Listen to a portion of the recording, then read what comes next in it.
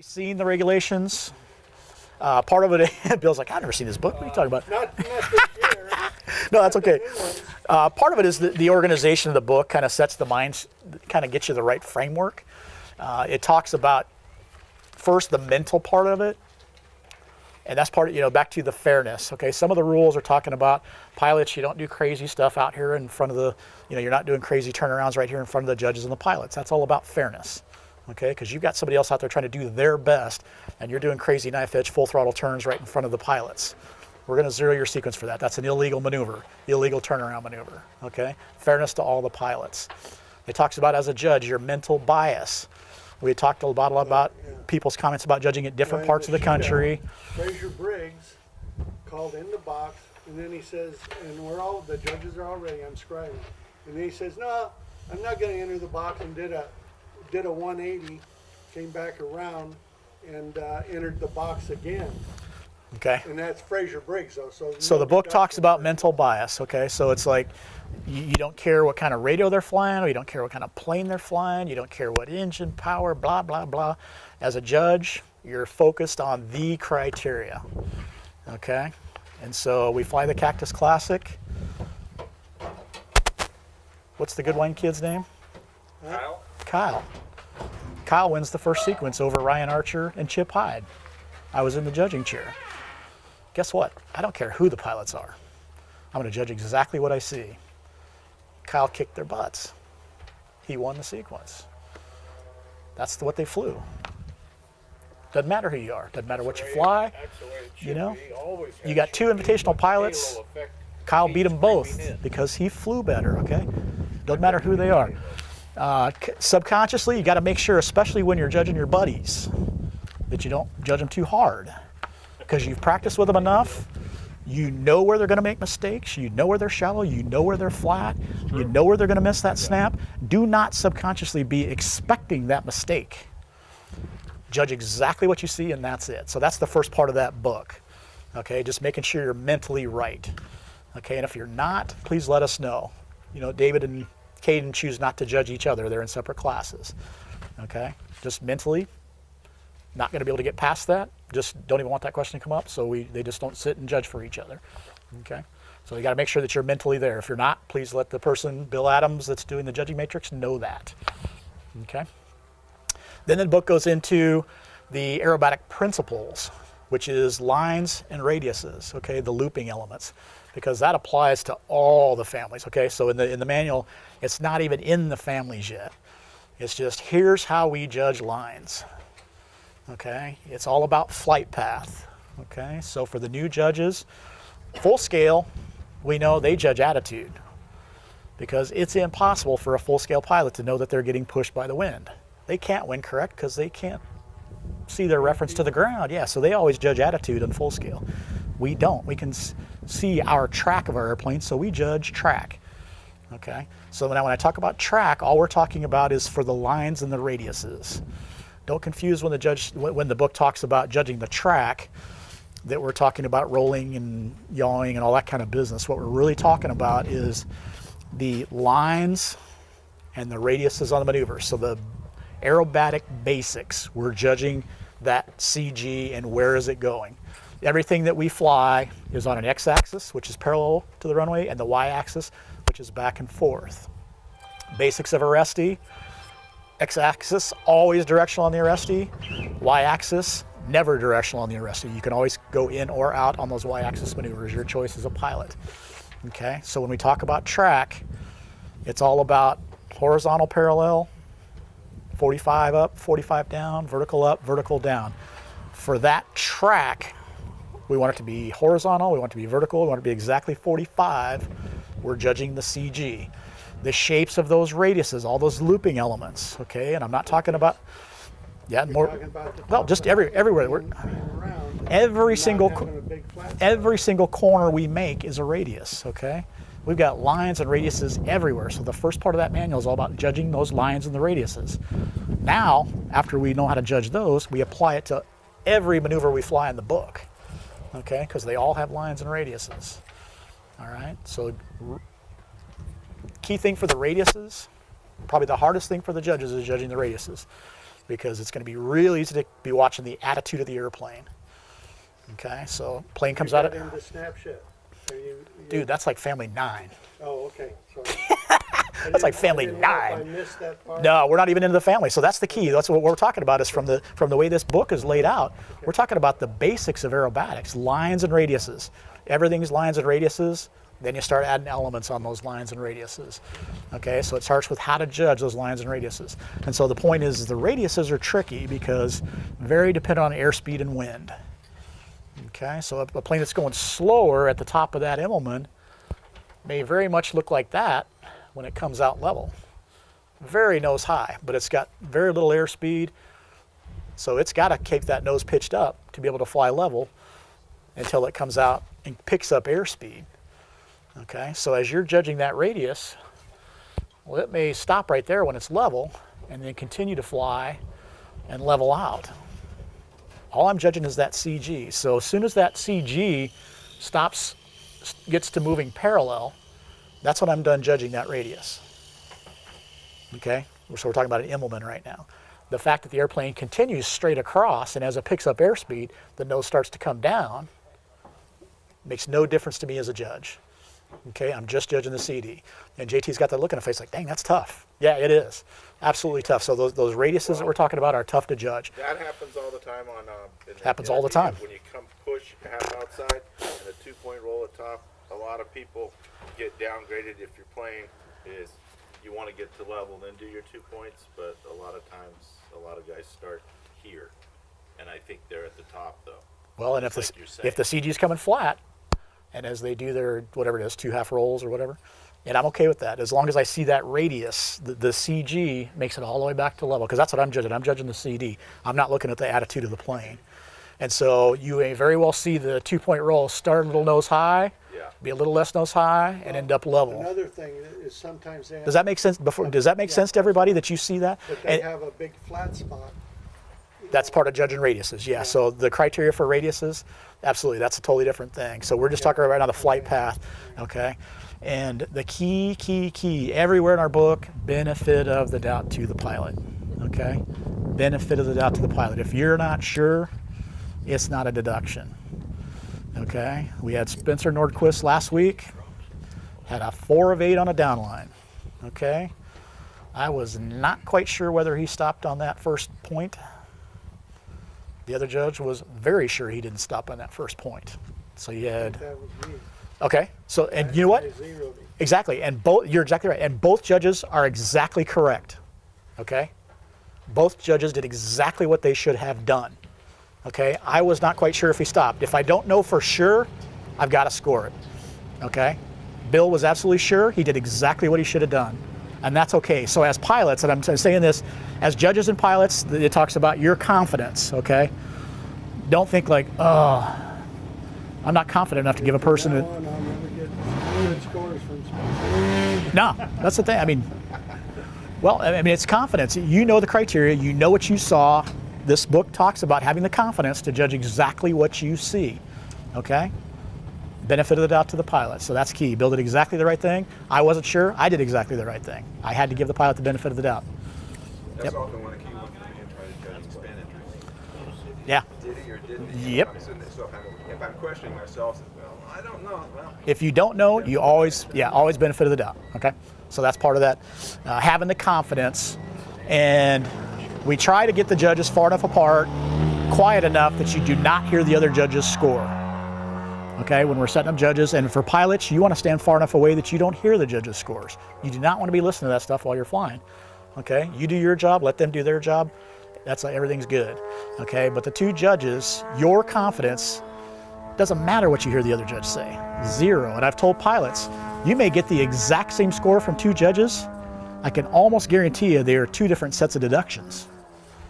They just coincidentally ended up with the same number, okay? Each judge probably caught slightly different things.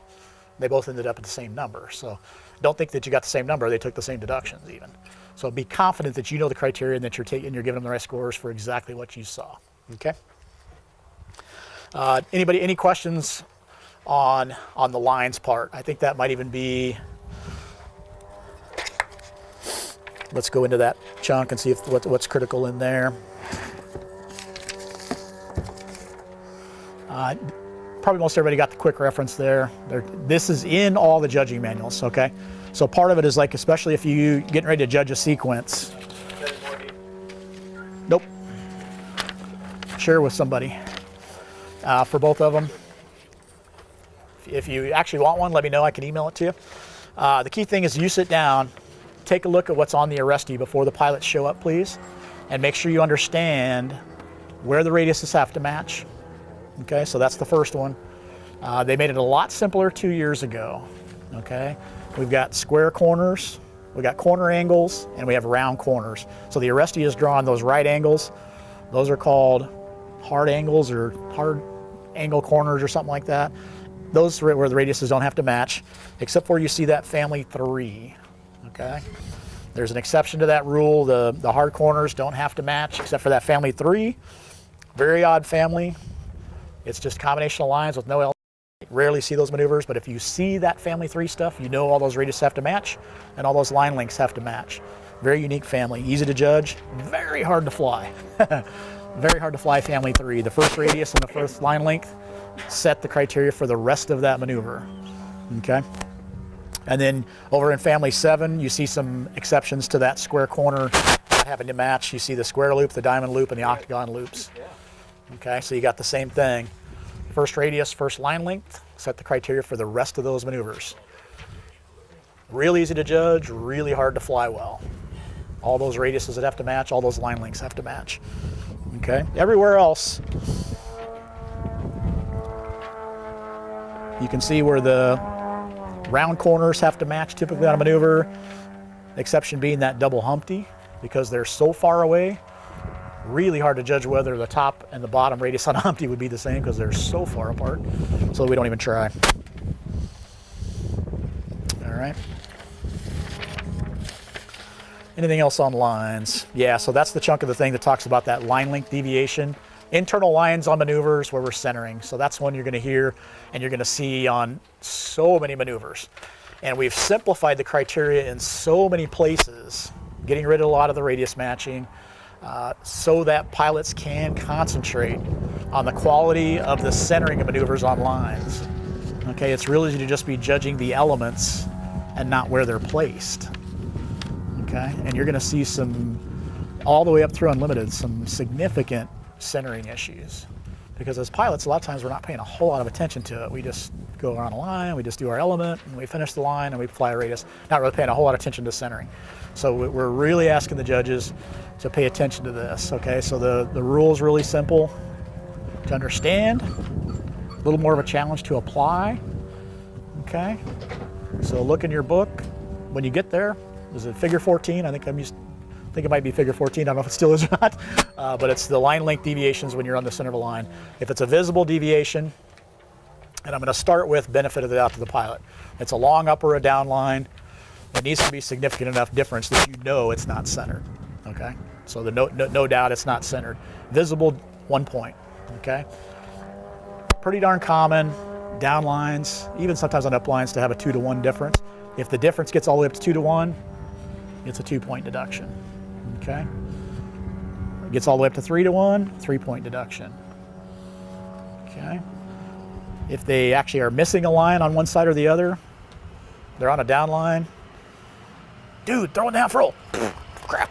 They throw in the half roll and yank instantly, okay? So 3-to-1 plus a missing line becomes a 4-point deduction.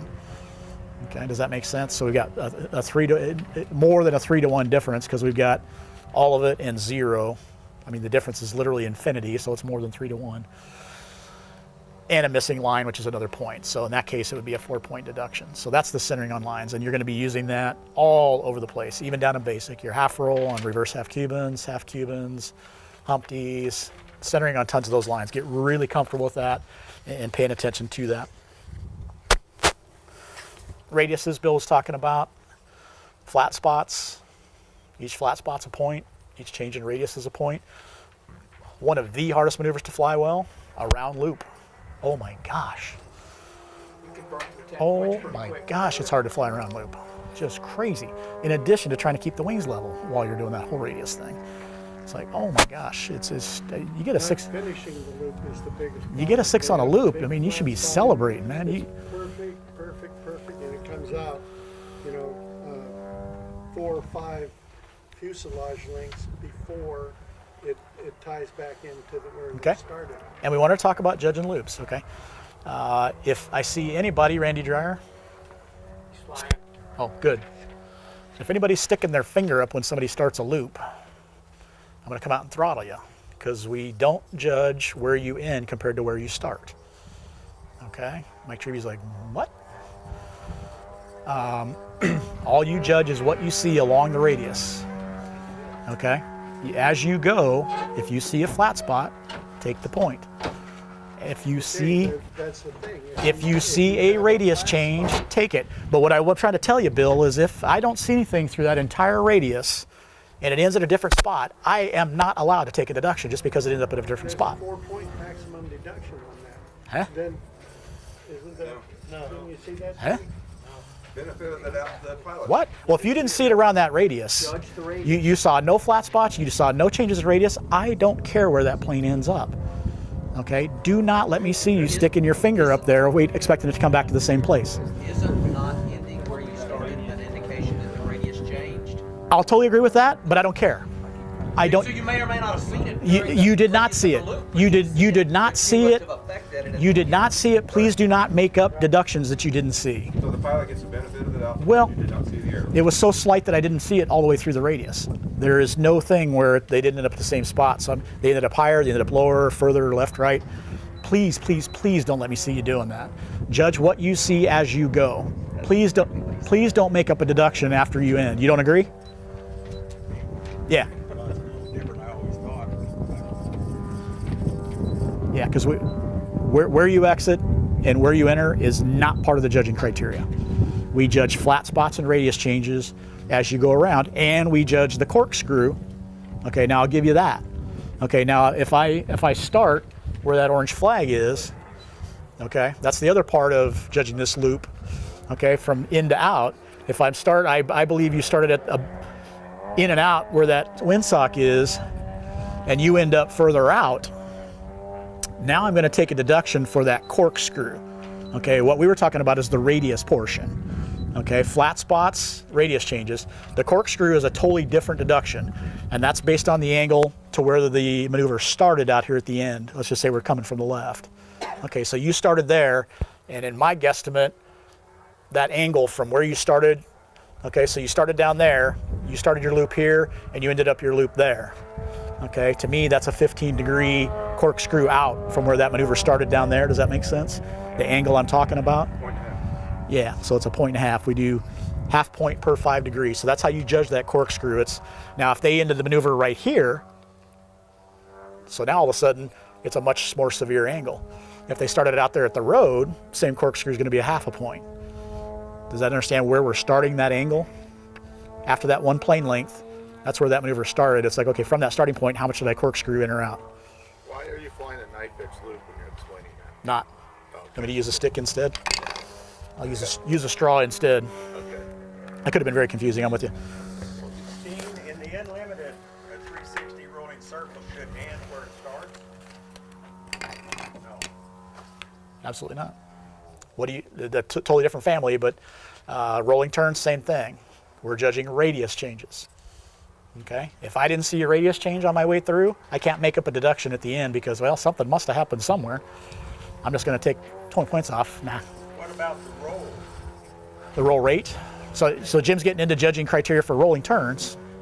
So yeah, you've got criteria on that family. So how are we doing on the lines and the radiuses? Because every single maneuver uses the lines and the radiuses. My point is, if you have somebody that flies the loop perfectly round, and let's say you give him a 9, and here's a guy that flies another loop, and it's not perfectly round, how can you give him a 9 because his radius didn't change?